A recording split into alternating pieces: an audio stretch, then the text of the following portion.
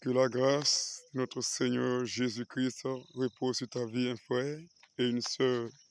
Alors, ce matin, je reviens encore sur ma précédente vidéo que j'ai faite, histoire d'instruire le corps de Christ sur la mission pour laquelle le Seigneur m'a appelé, m'a mandaté, qui est pour apporter le réveil dans le corps de Christ. Alors, je viens comme cela pour rappeler que cette vision est aussi l'œuvre de notre Seigneur Jésus-Christ. Cette œuvre qui consiste à quoi? Qui consiste à nous amener à cette montagne où la transfiguration a eu lieu. C'est là la révélation du Christ. C'est là la révélation du Christ. Aujourd'hui, l'Église a un problème. Ces entités dont nous parlons est ce que Pierre a révélé à la montagne lorsqu'il a ce qu'il a découvert, ce qu'il a vu. La révélation qu'il a reçue, voilà, étant la montagne, au moment de la transfiguration, vous verrez qu'il voit qui? Moïse, il voit qui encore? Il voit Élie, et il voit maintenant le Seigneur aussi au milieu d'eux. Donc, concernant la vision que le Seigneur donne, je parle ainsi pour attirer l'attention, pour vous faire comprendre que c'est relatif à l'œuvre de Jésus-Christ dans notre vie. Toi qui crois en Dieu, tu crois au Seigneur Jésus, tu as reçu la promesse du royaume de Dieu manifestée maintenant dans notre vie. C'est à toi que revient ce message. Il faut que tu puisses comprendre que ce n'est pas un songe que je veux raconter, mais je le dis afin que un frère puisse connaître les motifs et aussi comprendre chaque mot et chaque parole que l'on proclame ou bien prononce concernant les enseignements que le Seigneur communiquera ou encore donnera à travers mon canal. Et c'est pour dire que ces songes que le Seigneur a permis que l'on puisse identifier les problèmes qui sont dans l'Église, c'est-à-dire ces trois entités qui sont Jézabel, la Sirénéso et aussi la sorcellerie, et la confirmation de l'œuvre que le Seigneur a accomplie à la montagne au moment de la transfiguration. C'est-à-dire, on a vu apparaître Moïse, oui, Moïse qui est la représentation de la puissance des eaux. Moïse signifie tirer des eaux. On va donner l'enseignement concernant la parole sur comment vaincre, parce que ce n'est pas ta prière qui fait fuir le diable. La Bible dit qu'il faut lui résister. Mais comment tu peux résister à l'ennemi? C'est en demeurant ferme selon la parole qui est en toi, en la gardant, en la maintenant, parce que tu l'as reconnu comme étant la vérité. Et c'est cela qui va te faire triompher sur ces entités démoniaques, parce que nous ne combattons pas la chair, mais les dominations. Ces dominations n'auront pas d'emprise sur toi. Ces dominations, oui, voilà, bonjour. Ces dominations n'auront pas voilà, d'impact sur ta personne, sur ta vie. Voilà. Et ce sont ces âmes que la parole vient maintenant pour nous apporter. Alors, Moïse qui révèle l'apparition des eaux, comment vaincre la puissance des eaux. Et aussi, nous voyons à la montagne de transfiguration Élie, vous verrez, Élie qui est l'apparition de Jézabel. Voilà, et donc nous avons l'âme que le Seigneur nous permet de pouvoir triompher des œuvres de Jézabel, qui permet qu'à travers sa parole, vous soyez aussi éclairés, afin que vous ne soyez pas voilà, sous l'emprise de Jézabel.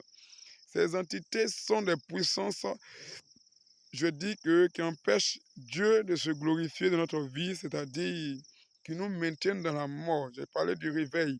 Ce sont les âmes, les aiguillons que les ténèbres utilisent pour maintenir les âmes dans la mort, pour faire mourir les enfants de Dieu.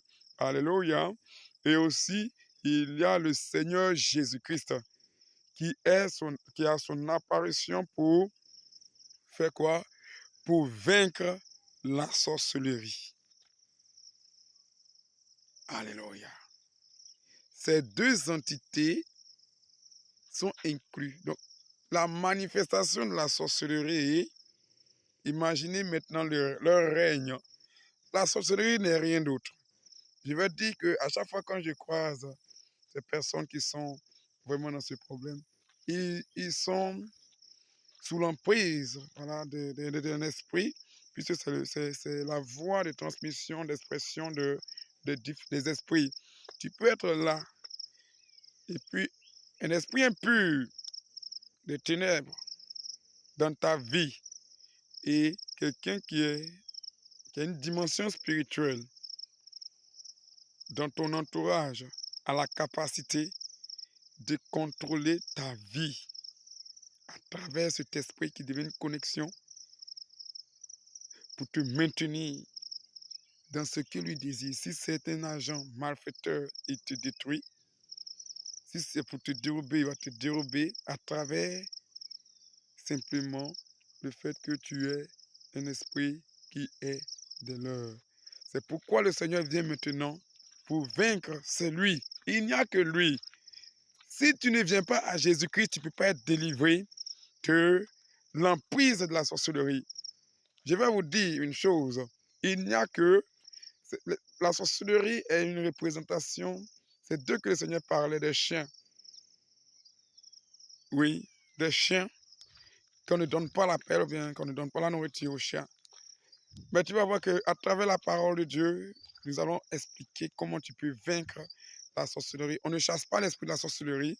Oui, je ne parle pas de quel. Je parle en même temps de la personne qui est sous l'emprise de la sorcellerie et la personne même qui est dans les liens de la sorcellerie, qui a aussi la possibilité d'être délivrée de ce fléau. C'est une maladie, j'ai dit, voilà, spirituelle. Alors, cette personne peut avoir la capacité de se libérer des liens de la sorcellerie sans crainte, en recevant le Seigneur dans sa vie. C'est pourquoi nous annonçons l'évangile. Mais peu. Parce que même si tu vois aujourd'hui, même l'église, c'est la sorcellerie qui règne dedans aujourd'hui. Vous allez voir, l'église fonctionne comme la sorcellerie. Et cela, c'est par la faute de quoi?